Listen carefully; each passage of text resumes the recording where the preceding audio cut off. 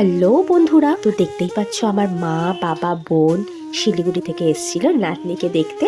তখন আমরা সবাই মিলে বিড়লা মন্দিরে গেছিলাম শ্রীকৃষ্ণ আর রাধারানীকে দর্শন করতে। তো তার আগের মুহূর্ত আমরা এরকম নাচছি কেন পাগলের মতো তোমাদের নিশ্চয়ই মনে হতে পারে। আমার বেবির জন্য, কারণ ও নাচ গান ছাড়া কিছু বোঝে না, অল টাইম শুধু এন্টারটেনমেন্ট এন্টারটেনমেন্ট অ্যান্ড এন্টারটেনমেন্ট। আমি তো মাঝে মাঝে যোগ করে ওকে এটাও বলি, তুই কি ডার্টি পিকচারের বিদ্যা বানান। তো যাই হোক, আমার বোন অর্ধেক মেয়ে চড়িয়ে গেছে এরকম নেচে নেচে ভাগ্নির এন্টারটেনমেন্টের জন্য। আর আমার গলার আওয়াজের জন্য আমাকে প্লিজ মার্জনা করো তোমরা, কারণ বিভৎস সর্দি লেগেছে, জ্বর এসছে। আর আমরা বিড়লা মন্দিরে গিয়ে খুব ভালোভাবে দিনটা কাটালাম, ভগবানের কাছ থেকে ব্লেসিংস নিলাম। আমার ইচ্ছে ছিল আমার মাম্মাকে সবার প্রথমে শ্রীকৃষ্ণ আর রাধারানীর মন্দিরে নিয়ে যাব, আর সেটাই আমি করতে পেরে খুব খুব খুশি। বিশ্বাস করো, তোমরা কে কে বিড়লা মন্দিরে যাওনি সেটা কমেন্ট করো, কারণ বেশিরভাগই গেছো আই গেস। তো এইভাবেই কিছু ফটোর মাধ্যমে তোমাদের সাথে আমি শেয়ার করলাম আজকের দিনটা।